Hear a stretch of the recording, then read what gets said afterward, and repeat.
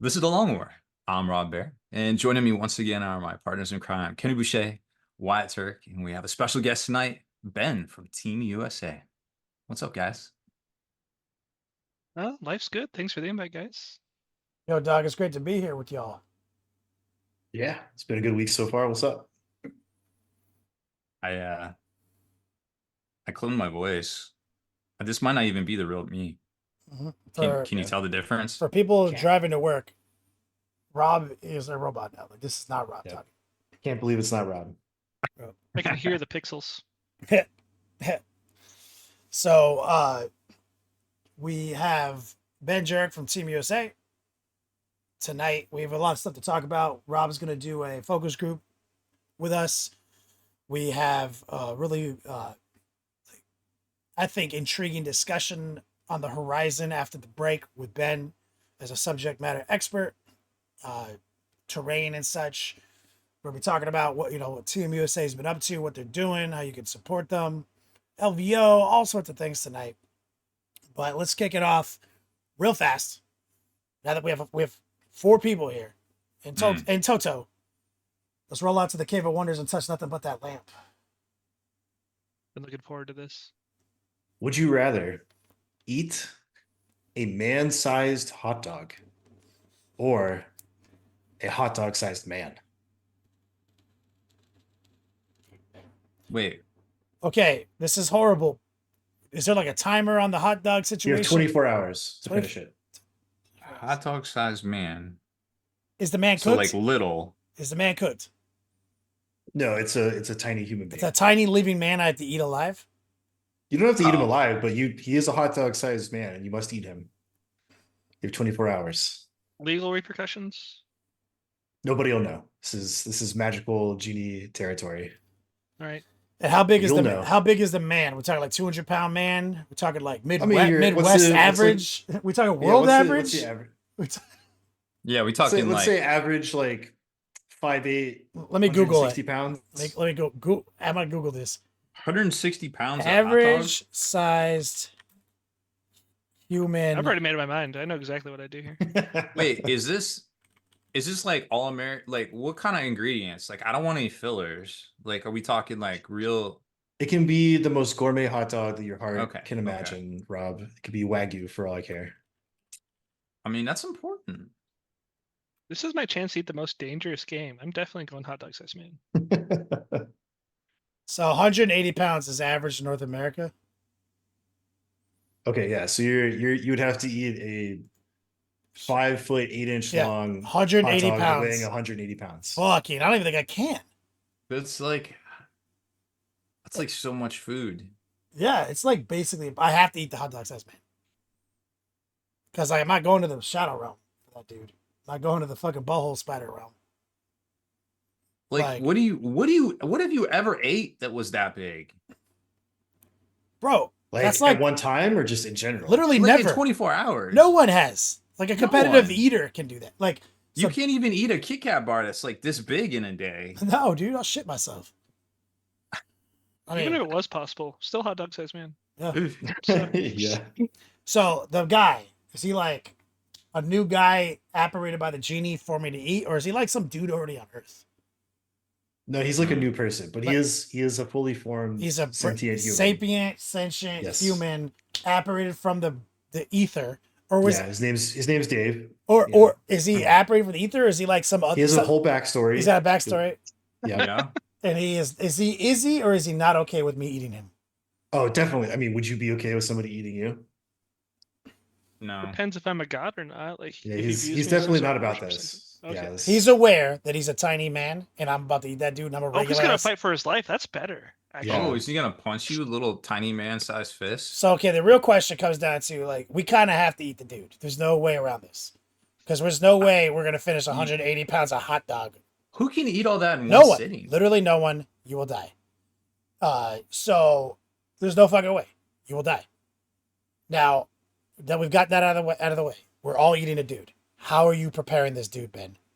Oh, I get to cook him? I mean, you can do whatever you want. Yeah, dude. I thought I just got handed the dude had to eat him. Oh no. No. That's too What are small we of a talk- serving. There's What so are we many things I talking want to about? do. Like, He's a hot how dog. big of a hot dog? Is It's it a hot like dog. quarter Are you pound? grilling the hot dog? Are you boiling I the just hot bought a dog? Blackstone. I would teppanyaki that guy up. I'll Mm. boil him in some beer. Beer boil that motherfucker. Oh, like yeah, broth. I throw him in there, but I would do it as humanely as possible. Listen up, right? So like the crabs don't know, or the frog doesn't know. Yeah, you that, right? turn it up. The whole frog slowly. boiling. I put him in this beer. I'm buy the finest beer money could buy. I'll be like, Yeah. yo, here's a fucking bathtub. Oh, so he thinks he's gonna have like a jacuzzi full of beer. That's like every man's dream. All right, and I'm like, and so I'm just gonna crank that thing up, and I'm gonna let him get drunk. I'm gonna have his favorite beer. I'll put a little fucking straws. I'm gonna put a little fucking inflatable thing in there. You know, everything. He's gonna be chilling. Dude. He's gonna be great. I'm trying to give him the greatest 20 minutes of his life before he realizes he's dying. And then that is how I would handle it. Treat it like Yeah. a live lobster. I'd just chop his head. Be like, oh, quick death, and then continue on with my food preparation. I'm a foodie. There's so many ways I would like to prepare this, but I only get one chance. How many hot dog size man can I eat? Oh, you just get the one. If I want seconds. If you ask the genie would probably not be down with that. Yeah, and Genie's like, you got problems, bro. The I'm not genie, enabling the you. genie might. Well, he might feel that you're gaming it because you got some weird obsession with eating hot dog men. Yeah. Yeah. Oh, like hot dog sized men, or your feet thing. You got to eat the bones, Quinn. Like you got to eat the whole dude. Yeah, there's no choice. Well, I do it Still like roast it. Ben. When is it like when they eat that bird bones and all with the blindfold on? Yeah.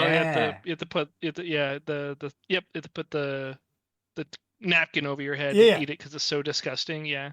Yeah. It's disgusting to watch. It's very messy. Yeah, and it's like shameful, right? Like so, like they're like shielding their own eye. So maybe that's how you have to eat the dude. Not everybody can eat that thing either. You have to like be on a list. I would monetize that shit if I'm not. There's no legal repercussions. Like I would. He didn't say I would that. He Twitch- said I nobody s- would know. Oh, nobody would Oh, know. Yeah, this is between you and God. Okay. So I'd do it in private. Wait, God knows? I'm fucking going to hell, 100%, dude. Is God signed off on this at least? We'll say for the sake of argument that he's turning a blind eye. He's but- doing some like kill your son Abraham bullshit, right? So yeah. Okay. They'll still know though. Tight. All right. So no, you don't want to put this on live. You will definitely go to prison. Or you do it, but you market it as a special effects film, and it's like the greatest special effects film ever made because nobody will know how you did it. That's Dude. actually an anime. Like the Uncle from Another World anime has that where like he comes to he isekais. I back saw on that. the Yeah, Earth. I saw that. Yeah. It's exactly. he- Yeah, they start monetizing magic. Yeah. Yep. And you could probably sell that to Blumhouse and make a bunch of money. I'm with it. Well, good one, Rob. Or Wyatt. But Rob, how would you prepare this tiny man? I don't know, kind of like a brat, maybe. Like, how do you get some cheese inside of them? I mean, viciously. I'd say get cheese whiz, shove it down his dead throat. You know what to do. Yeah, Don't ask questions you don't want the answer to, Rob. that sounds about right. Viciously. I got a napkin right here. I can just. Somebody in chat was like, make a corn dog out of him. Yo, that's There wild. you go. That's wild. I'm ready. He's Let's why do it. Rob's ready. Rob's like, I'm going in raw, dog. I'm gonna fucking just eat this dude up. Shame and everything. I thought when the question was asked, I thought we were just like grabbing the dude and eating him, sashimi style. I was like, okay, it is what it is. Like you get to, We do whatever we want. The genie's not picky when it comes to this shit. Yeah, you just don't want to can't go to game the it. shadow realm. I mean, you can. He's down, but Nope. all right. So thank you for participating in our first ever cannibalistic. Would you rather, Ben? I We appreciate don't that. get demonetized. It went dark. Demonetized. So let's kick it over to Rob. Rob's got stuff. He's got a spreadsheet. I do got a spreadsheet. Can you You want me to can you put a put this spreadsheet on up? this- Yeah. It's I got it. Can you make it live so I can like slide it? Oh my god. No, dude. What the hell, dude? Yeah. Yeah. What are you talking about? Like, what am I? How am I? Like, how are you going to be controlling the spreadsheet?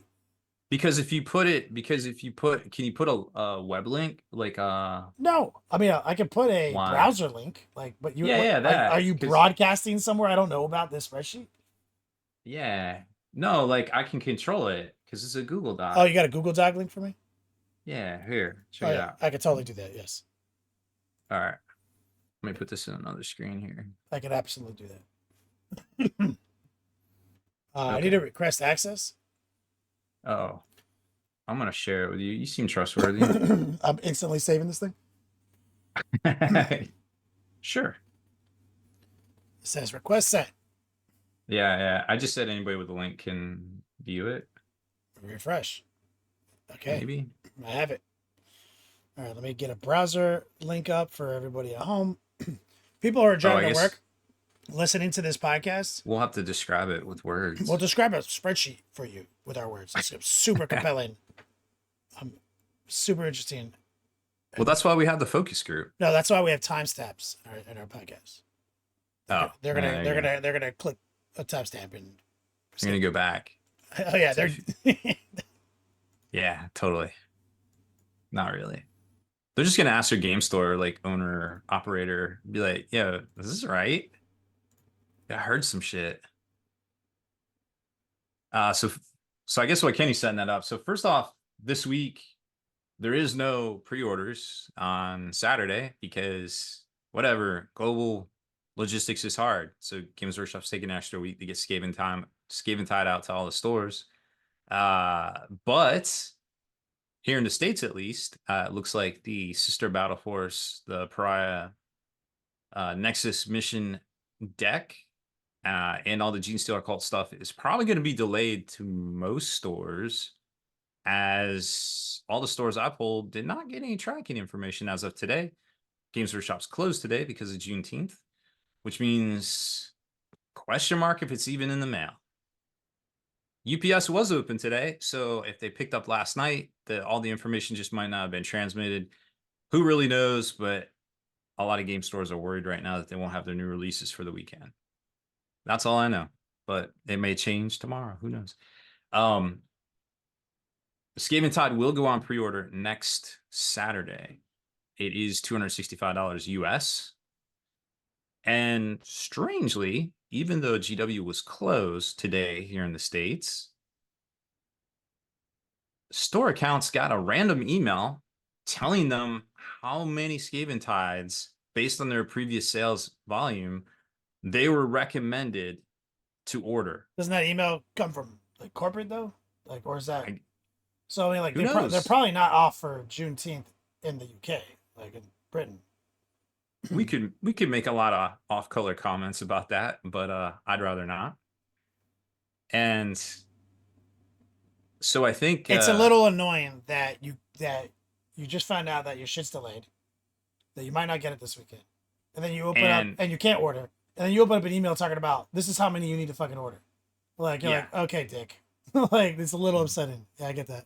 By the way, we might have fucked you a little bit in 2015 when we blew up Old World, or when we blew up Warhammer Fantasy. We might have fucked you a little bit on Dominion when we told everybody order 30, but then we played games and said we didn't know how many's in our actual warehouse. I mean, when they And, when they farm people for a pre-order list, when they and then when they called all the stores up, they used their reps to call all the stores up. How many do you want? What's your pre-order list? Then they took that pre-order list to see how many they could sell on their website, and then gave everyone like 5. no, it was actually worse. They took everybody's numbers and then they realized that they had too many in stock. So then all of a sudden the next day they're like, well, we don't know when all the shipments get in here, so it might be a week or two. But that number you told us yesterday, you still got to get it, even though we don't know when we're going to get it to you, because they were trying to like get Yep. the FOMO going for that Saturday. Again, we reference this all the time. It's one of our best podcasts, GW on Trial. Look it up on Spotify. By the way, you can still find Dominion for $110 on eBay right now. That's how many they made. Mm-hmm. That's why I said, don't buy it, fuckers. How many times have I said, Rob has said, vote with your hobby dollars. If you want GW to change their practices and we're always talking about supporting your local hobby shop when you can. I'm not saying don't buy things from GW. They make the greatest miniature game in the world, and we fucking dedicate our life to these guys. Like, we fucking love the fucking product. It's just that if you want to encourage someone to change a behavior that you don't feel is tight while trying to support your hobby store, the only thing you can do is sacrifice. That's the definition of a boycott, right? You have to hold them accountable. You have to simply not order it from their website. That's it. And it doesn't matter if their game store doesn't have it. If your local game store doesn't have it because they're on the shit list or whatever, you just wait. You have to go without. That's the only way this works. Look at it. Look at that. You can still buy them right now. You are always going to get your shit. The FOMO is why you went and pre-ordered on their website and didn't support your store. So don't fall for it next time. Just chill. You will get your box. I promise you. Or whatever models you want out of it, you will probably be able to get it. Yeah. Well, anyway, Rob, don't you have a bit you're trying to do? Yes, I do have a bit. I did want to research one thing real quick because something happened last time is slipping away. Oh, okay, yeah, that did happen. Okay, so I did want to mention something real quick. I just saw somebody in chat mention it. So on Friday, the day after the podcast recorded last week, the official death bell was rung for X-Wing miniatures along with Star Wars Armada by AMG. And I put out a post, I put out a social media post, and I was like, hey, they just finally killed it off. And I mentioned something a couple weeks ago, actually, because none of the X-Wing stuff was available to stores. Yeah, you made a comment about weeks. You're like, I hope they're okay. You were like, doesn't look good. It was not looking good. So X-Wing is dead, but a lot of folks that have been in the hobby, I don't know, for 8 to 10 years, you might remember a time before 8th edition 40K, before the new CEO took over at Games Workshop, where the #1 game in tabletop miniatures was actually X-Wing. Yeah, it actually beat GW for the first time. A company, not like a company beat 40K. That was the first time it ever happened. For years, not months. Like in not history. seasons. In history, yeah, it beat him for years. Yeah. Years. And just an unfortunate amount of circumstances dethroned them from them rebooting the game and putting up a paywall to GW promoting Kevin Roundtree to CEO and them kind of like, hey, we're changed, guys, in like 2017 and putting out 8th edition. All that kind of happened at the same time and dethroned X-Wing. So GW brought they brought the heat at the same time that X-Wing didn't bring the heat. And yeah. X-Wing, well, I mean, you could make the argument that X-Wing tried to take a page from GW's no, that's what I'm saying. Yeah, paywall playbook. They did some shit that people historically are not happy about. Yeah. At the same time, GW was finally like upping their game. Got their shit together. How we've been asking them for years, and they are. So like, yeah, makes sense. Anyway, so yeah, so they're dead now. That sucks. Because I know you love that game. I played it. I haven't played it since then. Oh wow. Just like a lot of people. So I think there's that. And I think there are some games out there that's worth checking out, like Shatterpoint, Marvel Crisis Protocol, but Shatterpoint came out right when 10th edition came out. So you can imagine how well that did. Fair. Anyways, so I wanted to pull you guys because I put together a spreadsheet. I was looking at a lot of numbers and I was talking with a lot of stores that, were asking me what I think about Skaven Tide. So if you were, here's the numbers we know. We know there's 7,000 trade partners, as Games Workshop calls them. 500 of them roughly are Warhammer stores, corporate stores with their own set of books, etc. And 6,500 of them are trade partners, where that could vary from a, bestsellers rack at the PX or at some wine cellar or some antique store to a full-on game store in a metro area that has a whole aisle of Games Workshop. So my question, or straight up distributor with or a multi-million-dollar account potentially. Right. So if you were to put a percentage, and this goes into me doing some calculations, if you were to put a percentage of 7,000, how many of those were high performing accounts, low performing accounts, and just average accounts? What would you put that number at? we talked a little bit about this in the pregame show. I'll go first. Based on some evidence that Wyatt provided, Mm-hmm. and the simple fact that average is half, roughly, right? Like, Yeah, roughly. Yeah. I would say that based on this information, I would say an insanely small percentage is by GW's. I would say something like 5%. Would be 5% are what? our top earners, and half is average, and there's probably like a bottom 5% that's straight up like $0 a month accounts. What do you guys think? Okay. I'm gonna be pessimistic here, and I'm gonna deviate from my original like pregame show idea, and I'm gonna view it like an MLM where they have like the diamond and double diamond, whatever. And I think I there's only like like it. 1 to 2% are probably high performers, 10% are above average, and then everybody else just Everybody else basically the same. Yep.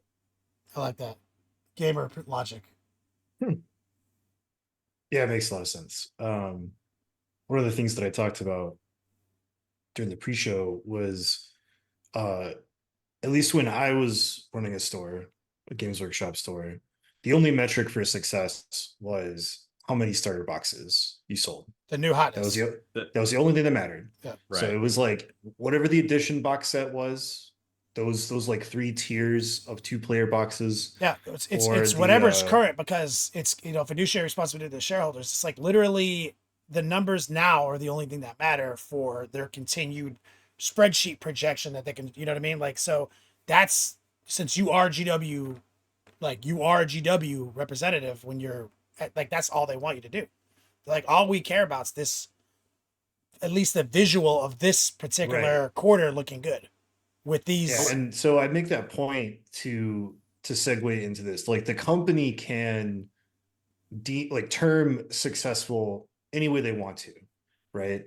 So the kind of like the oxymoron of that whole situation was that like it didn't matter how much sales your store was doing. It only mattered how many of those like 2-player boxes or get started / combat patrol boxes you were selling. That was the only metric for success. You could be making tens of thousands of dollars for the company a month in sales. It didn't matter. They wanted get started boxes. That was the only thing that mattered. So that could have changed, but it's also a not zero chance that the company could deem successful, air quotes, as how many pre-orders do you get? So we know right at the gate. Like, I don't care if you sell 10,000, intercessor boxes a month. Yeah. That makes us all this money. We only care about pre-orders. But if you're not moving pre-orders, you're not successful. But so we know like roughly 7% of this list. That's what the definition of high earner is. Is like it that's what the rule that applies. They're not making money, but this weird set of parameters, which does also make sense when you take into consideration the publicly traded company. But 7% of the list roughly is not actually dedicated to mass profit. Interesting. That is very interesting. Because the way Wyatt just said that, immediately in my head, I remember some testimony on Congress by Wells Fargo when they got in trouble because they were cooking the books on how many new accounts were getting open at banks. Oh yeah. So this well, it's good old Wells Fargo. Good old Wells Add it Fargo. So this to me sounds a lot like new customer acquisition by Games Workshop. That's more what they're, and that was the focus of Kevin Roundtree back in 2017, 2016. They realized that they didn't really have a good way for people to get into the hobby affordably. Mm-hmm. And that's why they started coming out with start collecting boxes, etc. So I get that. That actually makes focusing on that actually makes sense for more than one reason. You're right. Like that makes sense. Yeah, and then also being able to show whether it's true or not, constant influx of new customers, like constant, like rapid growth. Like, look, every time we come out with this new thing, sells out immediately. We're getting so many more people into 40K probably looks pretty good for the value of Mm-hmm. your IP, like the value of your stock price. No, So I it's think I think a lot of this is going to dovetail into our numbers here. Now I went a little bit more liberal, I suppose, than you guys on the what's an average, what's a high performer, what's a low performer, and this is just basically based off of sales, right? Not any other metric like so start I collecting pulled your boxes. spreadsheet up. So you actually you listed it out by So we got these battle forces here, right? Adeptus Custodes, Orcs Battle Okay. Force, Chaos Battle Force, Chaos Battle Force, or what is it? What are these acronyms? We got Gene Stealer Cult Battle Force. We got the 2 Chaos Battle Forces, the Veterans of the Long War, Ah. the Dread Talons, the Sisters, the Adeptosaurus, right? So this is everything since April, which is basically the last 2 months. We haven't even been through a full third month yet, right? So these are the prices on them: 210, 230, 215. The cost on them to stores here in America and the approximate profit. Don't use that against your local game store. They gotta make profit, or else they can't stay in business. Yes, game stores make profit. So I wanted to talk about real quick, just look at these numbers here, and this is going to dovetail into a big announcement today. I put potential sales for the average store at 10 battle forces, because that's what the stores I pulled said. Now, I think Wyatt mentioned earlier that at Christmas time, roughly 2 of each battle force for Marines, which was I think there was 6 different ones for Marines. I don't think you guys actually answered how many battle forces you think you saw your local stores sell. I hardly go to local stores. True. Do you? Wouldn't particularly have any idea, honestly. That's I mean, fair. So I'm not the market. I don't buy these things. Like I buy the exact model I need for my collection. right. I don't Yeah, buy I don't buy a box of stuff that I don't need. Yeah, that totally, that's probably a better way to do it in a lot of cases. So I just put 10 because the stores I talked to, they're like, man, I could have sold 10 of these or whatever. So I put 10 as kind of the middle of the road, the average there. And then this is the actual allocations if you're watching. So the allocations to stores for the majority of these battle forces were 2 each. Whereas the last 2, the Sisters and the Gene Stealer Cult, were 5 each, which it's closer to 2, but still not maybe as many. I don't think Gene Stealer Cults are super as popular as Games Workshop thinks they are. So if you base your numbers on potential sales of 10, which again might be average, might be a little high Based on, I mean, you are a subject matter expert. You do have context, and you do poll people. People don't realize like how much, for like journalism, you actually do. Like they don't. lot of behind the Like scenes work. people don't realize that. They just think you sling boner pills and fucking. What I else? do that too. What else do you do? Um, hard to say. Give people's computers cancer. Oh yeah. I believe Yeah. there's a lot of different Yeah. accusations through years, nothing proven yet. Yeah. So here's a potential money lost on the potential sales of 10 battle forces each. So each month about $800, except for the last 2, that's about 500. So you could make the argument that the average store potentially lost sales of $4,000 in sales, So which is roughly. you're saying based on your averages, 10 being what can be moved, them only being allocated 2, Right. the potential loss equal sign divided by the average. Yes. Roughly. But we don't know for sure. This is just the average, middle of the road. Now, say, and this number might So be there's high like $50 million that could be in the game store, like profit pool. That's not revenue pool. Yes, the revenue pool. If you skip to the end, roughly, depending on how you break it out, I broke it out as high performing stores were roughly 25% of 7,000. Low performing were roughly 25% of 7,000, and everybody else was in the middle, kind of like a GW meta. Yeah, that's good. I think that's good safe math. Like that's honestly. That kind of matches up with my polling personally. Now, Yeah, you have a limit. You have limited like anecdotal evidence to support, this inference you're making. I think I think gut math is the best math sometimes. I And agree. we've talked about that in the And past. instinct math, baby. That's all I got. I can't add. I mean, I can add. I can always add. I can't subtract. I don't believe in reverse math. So, Uh, but we so should. so your conclusion, what like if we to land the plane on this, is that GW allocations. If I could summarize based on what I'm trying to understand from you, GW Well, allocations. here's the numbers here. The potential loss in revenue, real actual loss in theory, to Games Workshop is $22 million. Okay, And so if that's GW allocated 10 instead of 2, they would have lost $22 million. they potentially left $22 million on the table in profit or in Oh, I see. to them. I mean, that's not actual profit. They probably have a 90% profit margin, give or take, like So on the so it actual, like I made actually this and I sell it. so at no loss to them practically. So the only consideration here is things that like Wyatt actually touched on, where if you sell out, it makes your IP look good, right? Mhm. But like you have to have the capacity. And they did say in their yearly stuff last year that they had the highest volume at their UK warehouse that they had ever seen, and that was a year ago before even any of this stuff came out. But what I really wanted to mention was, and you probably don't need to share the screen anymore because I need to go and look at something. Um, well, I guess you're just going to share this one, but I they mean, put out their I've financials. been showing it in immediately when it seems like it's relevant, Okay, that's fair. so people can see So us. So what they announced today was that their actual profit share was going to be before tax is estimated to be at not less than 200 million pounds. So in theory,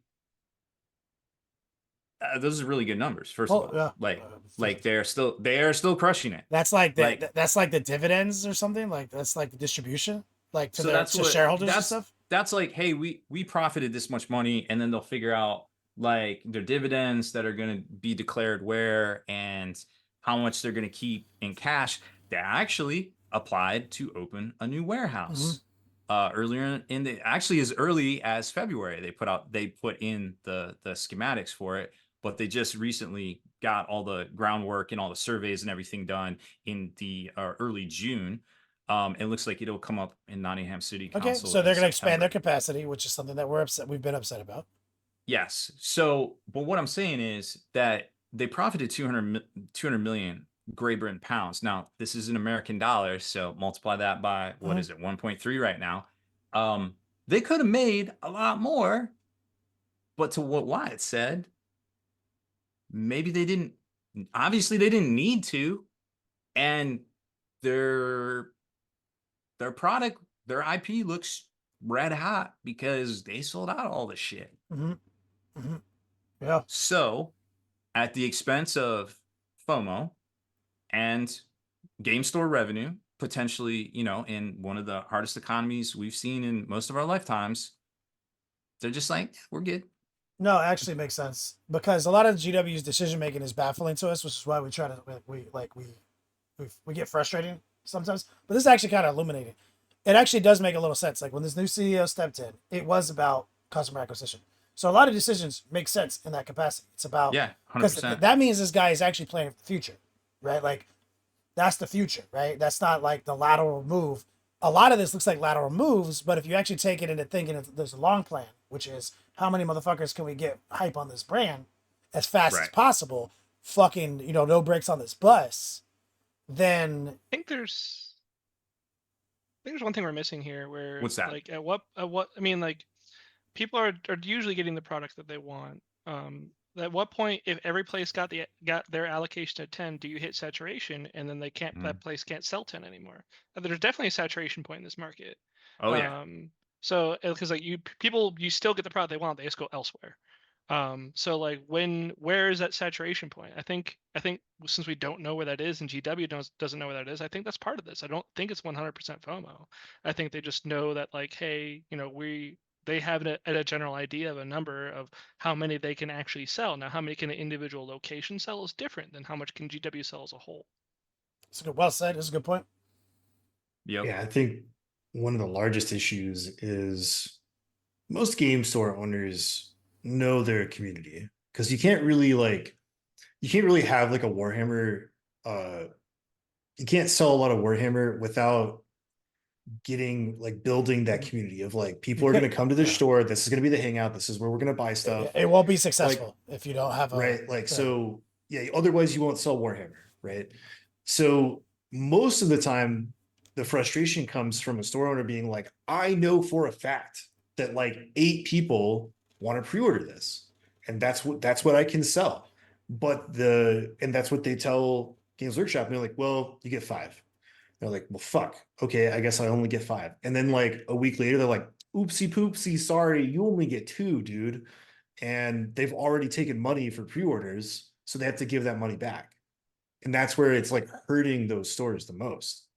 Yeah. So that, yeah, highly frustrating at that level of like that. Like that's, but yeah, it actually makes sense because right, your average number could be a flawed number in the spreadsheet because 10 is the average because there's like that. If you're of your anecdotal evidence, because of the current market saturation, would it be 10 still if everyone got 10? That's hard to Impossible to answer. It cannot be answered. it is impossible to answer, although I would say it's very close to an accurate number based I think if on that, what's that, Ben? Go ahead. I think of that number, I think there's definitely like an easy formula for that number that they're probably using, or at least one that's at least Oh. less complicated until you get to the where they're like, here's how many we think we can sell, here's projected growth, divide it by number of vendors we have, that's how many you get.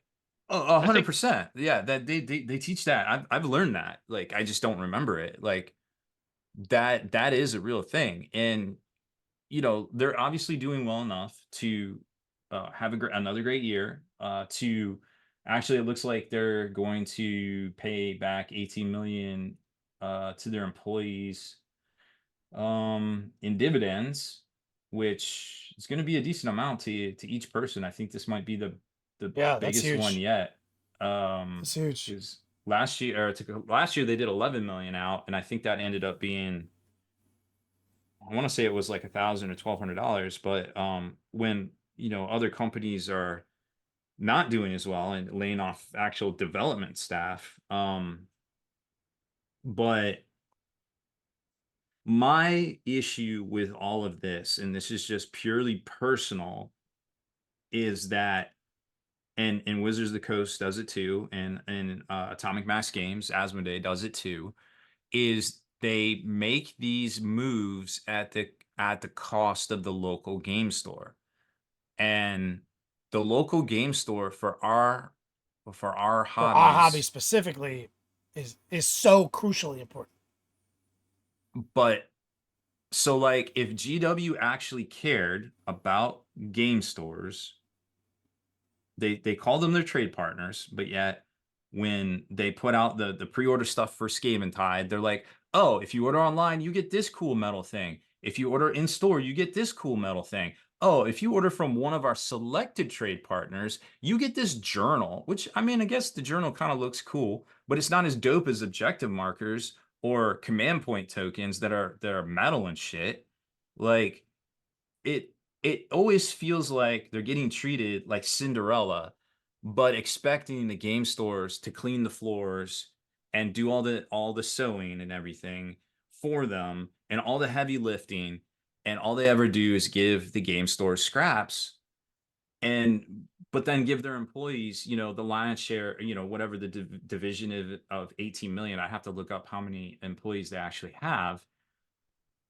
Yo, just ask the dude that runs your game store, like, how they feel about this. Like, don't listen to me about it. Like, we need game stores to survive.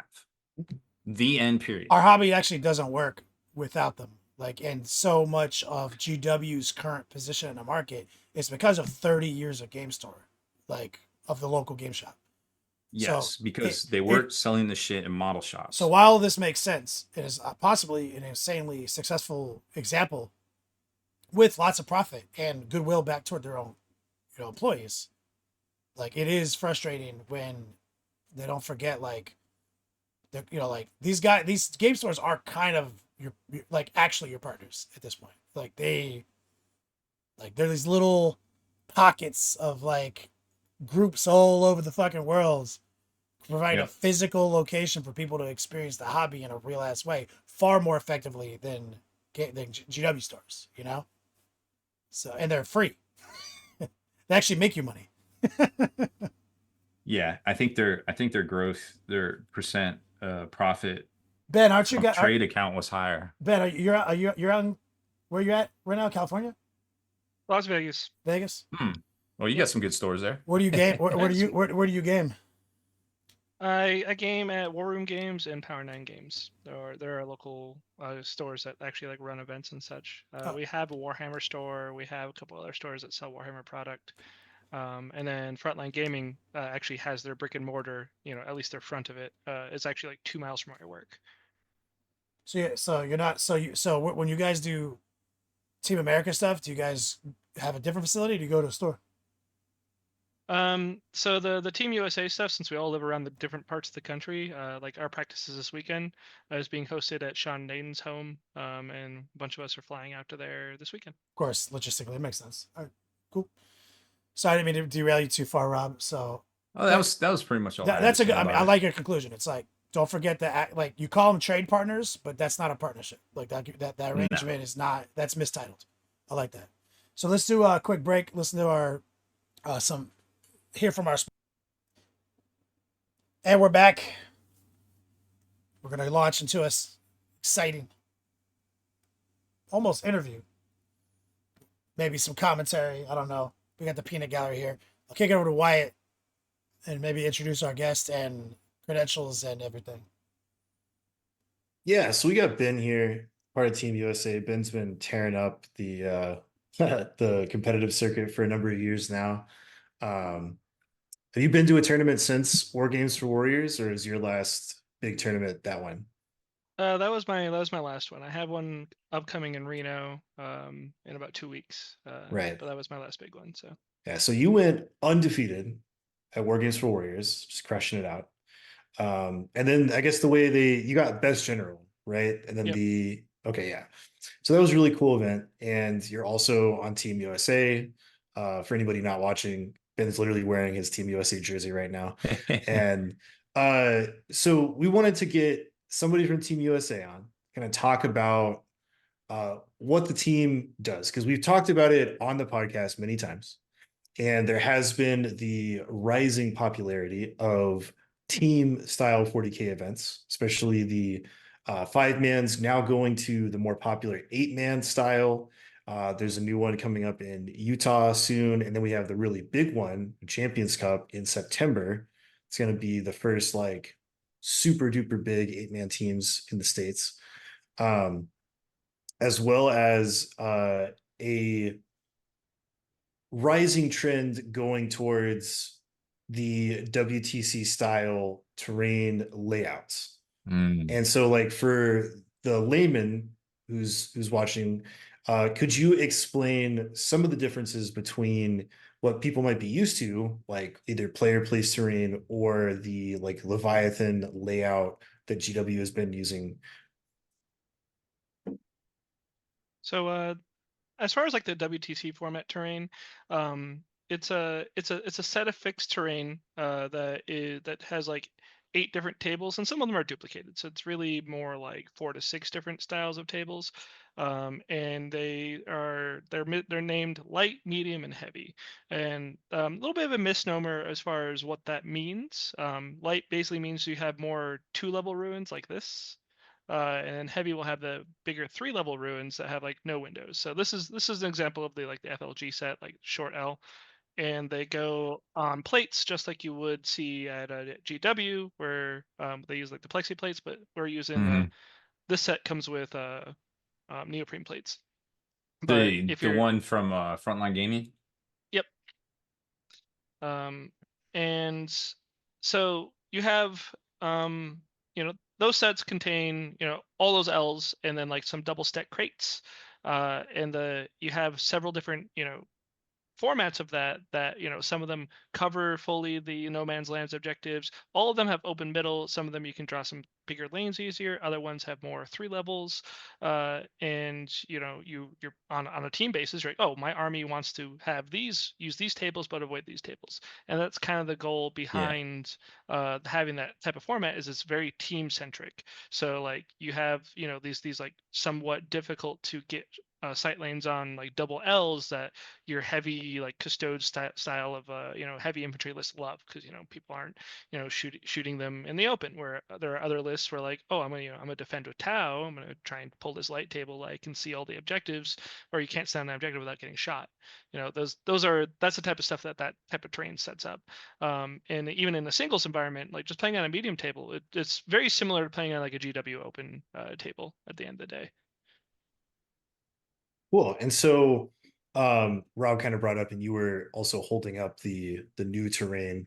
Do you want to tell us a little bit about what the new FLG terrain set is, what it looks like, and what it does for Team USA? So this is their pre-colored WTC set that they made, and they made it in partnership with us and in partnership with the WTC. So they got their licensing from the WTC to make their own version of this set, and we worked with FLG to A, earn them as a sponsor, and B, also partnered with them on the Champions Cup event, and you'll see this terrain at Champs Cup. As a good chunk of the layouts are going to be WTC layouts. So as far as like what this set does for us is that the team actually gets a percentage of proceeds for every single one of these sets purchased, like bar none. So that's really huge for us. It goes toward our nonprofit, which helps fund us to send people internationally. It also some of that money goes toward whether it be jerseys or travel or hotel. I believe the majority of this one's being allocated to lodging for our teammates. But as far as like overall donations, the team, we go through a lot of funds. Most of us pay out of pocket. This is their first year having like a real heavy sponsorship, and this is really huge for us. So, I want to, we want to sell as many of these sets as we possibly can, because not every player on the team or every player in 40K player in general has the open funds available to them, and not having to make a multi-$1,000 commitment is really nice. Awesome. Yeah. So for anybody listening, if you head over to Frontline Gaming's web store, you'll be able to find that terrain. And like Ben was saying, that terrain is basically pre-painted. Like they have their, I'm not sure the actual machining term for it, but it's like screen printed. It's like pre-colored. There's like graphics and textures on the terrain already. You just put it together and it's ready to go. And they have those neoprene mats that are also screen printed to match, I'm assuming, multiple of their game mats. And we'll have an affiliate link that also helps out the team if you want to check out wherever you're listening to our podcast or over on spikybits.com. We're And live. so yeah, for anybody who maybe hasn't heard of the WTC, can you give like a quick rundown of like what that's all about, and then where the upcoming WTC is going to take place?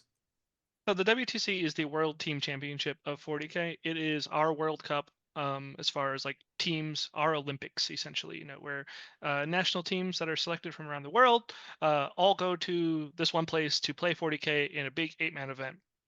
This is the biggest it's ever been. We have multiple teams coming out that have never been out before. A bunch of Asian teams, and Team Mexico is making their first debut. So we're it's getting bigger and better every year. I'm part of the U.S. national team. I serve as an academy member. I'm actually not one of the 8 starters this year, but we have our dojo essentially of people training and repping and whatnot. As far as that's in a nutshell what we are. It's kind of like the World Cup or Olympics. The I got lost. What are the other questions, Wyatt? Where's this upcoming one taking place? Oh, the upcoming one is taking place in Mechelen, Belgium. That is a town just outside Brussels. It's been there for the last couple years. This will be our last year there, and then we're moving to Austria next year. Oh, okay, cool. All right, and so for people who want more information about the WTC in general and Team USA, where can they go? They can go to the World Team Championship website for the WTC. They could also go to teamusa40k.com. And then you can also find us on Facebook. I run the Facebook page so that I at least have control over all the stuff there. Our affiliate links there. So is any other links we want to share. In fact, I'll even share this podcast on there when we get done. Awesome, dude. Do you guys have any last minute questions for Ben? Yeah, so let's so we talked about LVO tickets on sale. Oh, so that is going to be Friday. So LVO tickets on sale Friday.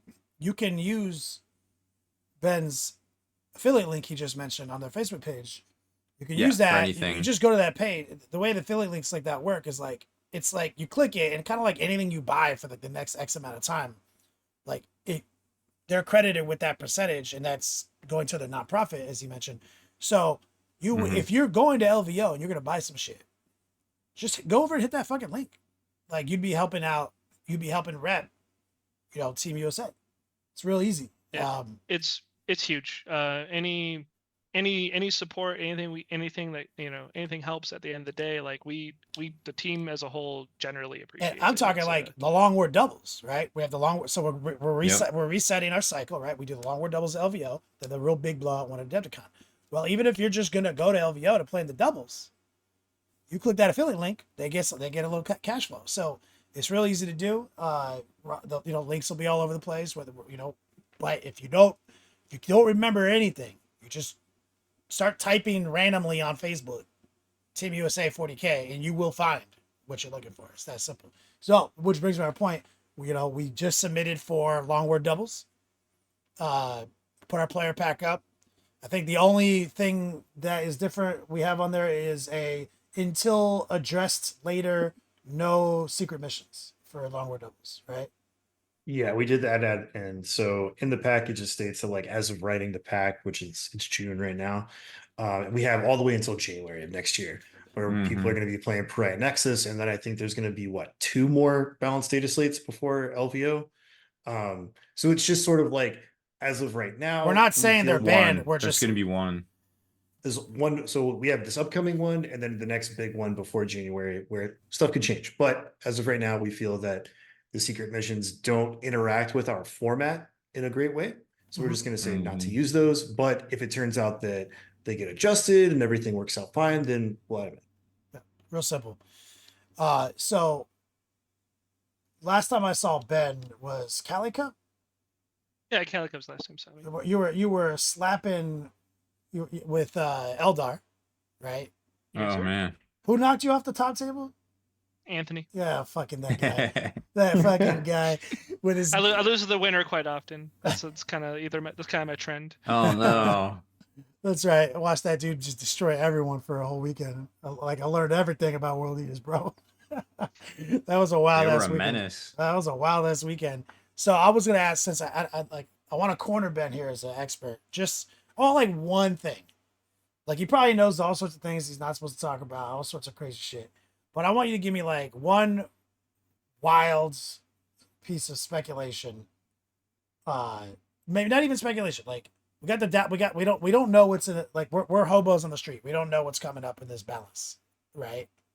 Like you got any advice to anybody based on like the trends that your fingers are on the pulse of? Like, hey, don't go buy that. Hey, maybe invest in this. You got anything you can say and maybe provide some intel for somebody who's looking to make some purchases this weekend? I'm not at liberty to discuss due to reasons, but I can generally say if it's really good right now, like really good, any of your S tier, A tier stuff that has been performing that is not a new codec or isn't a codex that came out a week ago, it's probably going to be adjusted and not in the direction you want it to be. That's a good answer. I appreciate that. That's the nature of balance and competitive gaming. Turns out. Right? That is Got no issues with that. Thank you for answering that in a way that is concise yet skirts around your NDA. We don't want nobody That- getting in trouble. that we may or may not have. Oh yeah, Can't Fair. even confirm those things. yeah. Wow. Reasons. Well, that was all my questions I wanted to throw at him. Anything else from you, Rob? No, not really. Oh, you know, fucking, I got a really simple one. Wait, what are you maining right now? What's your faction right now? Well, Oh, I'm running the orcs. I'm an orcs main. I can't believe we did this whole podcast. I didn't even fucking ask the motherfucker. works. Bro, I'm proud of you. Orcs- Orcs? Hell yeah, Nice. dude. Yeah, orcs are so. I was literally playing a league game, but like before I got on the show, and I was playing the Green Tide because I've been playing Bully Boys like competitively at tournaments, and I'm like, get some reps in Green Tide, and they're ridiculous. They're so much fun. Have you been historically now? Okay, I'm on a roll now. When you started 40K, was there a faction that got you started? It was orcs. It's definitely Yes, I fucking knew it. I can you- saw the smile on your face. I was like, this motherfucker's an orc player. I had the weirdest starting competitive 40K story. If you want me to do that one. Yes, please. Yeah. All right. So, long time ago, I used to play a bunch of Magic, help the game shop. They got me like a pirate point army. I got orcs because I thought space orcs were freaking cool. Mhm. Fast forward, never actually played like one 500 point game. Didn't actually play much 40K. In 2017, I was in France. I was touring Paris, and we walked into a Warhammer store, and with between like no tax and way cheaper stuff, and like the dollar euro being relatively close, Exchange like, rate was tight. Yeah. Yeah. my wife worked at a game store, and she'd been like collecting models over the years, and like I bought some 6th edition models as I thought they were cool, but like I never put them together and never did anything with them. And she bought some models, and then like she saw the triumvirate box, and I was like, and she's like, oh, I want this. It had the Givrain and the Incarn and such in it, and I was like, well, if you get that box. And she's like, oh, you should get a box too, you know, because everything, it's a great price, no tax, blah, blah, blah. And I was like, well, if we do it, we have to commit and actually play. Mhm. And that was what No started it all. bullshit. Was Was a conversation- Gazgul in that box, or was he later? So no, I had it was the Orcs Start Collecting box. So it was like a Death Dread, some Yeah. boys, a Pain Boy was like the character in it. So I had that box, and I had like a number of things back home. And then I started putting everything together. I had like over the years had like amassed like a Met Gun, a Gorkanaut, some Mega Knobs. Like I just had like a bunch of random stuff. You know, because I got the sweet local game store discount because my wife worked at one. And it was at the end of the day, my wife got me in the 40K. So Wow, that That's was, awesome. You don't hear that story very that often. is literally the first time I've ever heard this story. That's Sure not enough. the way it goes. That's pretty cool because you Yeah. and Danielle are like the 40K power couple. Like you go into all the events together. She's out there crushing it. Yeah, last year we podiumed together at Rage. That was pretty cool. That So- is truly inspiring. I am so grateful that you shared that story with us. Thank you. Yeah, that Eldar army that I was playing and killing everybody with, those are her models. Oh my god, that's so beautiful. That's They're not fucking- even mine; those are hers. that's wonderful. This isn't man. even my army. No, the thing is, it's funny because his face talking about orcs is completely different than when his face last time I interacted with him with his Eldar. Like he's a competitor, so he's out there winning, doing his thing. But like he didn't Right. have that like sparkle in his eye. You know, like Yeah, the amount of crap I got so much internet hate and so much just general hate for not being on guard. So like I played Custodes, and I played guard, and I won a GT with guard like a couple months ago, whatever. And like people are just like, when are you going back to orcs? I'm like, it's coming, trust me. it's literally and happened here we are. that's it, right now. Breaking news: he was playing orcs on a TTS game right before this. It was at a store. I went to You a were local physically thing. playing orcs at a, Physical. you were analog playing? Wow. Yeah, it was analog playing. Holy shit, this motherfucker right here. All right, last one. Favorite orc model of all time before we get out of here. Mm. I'm gonna pour one out. Captain Badrook. There you go. Well said. All right, Wyatt, take us out of here. Rob, So that's it for this one. Make sure to head on over to the longwar.net for exclusive content, early access videos, and more. Become a veteran of the Long War today.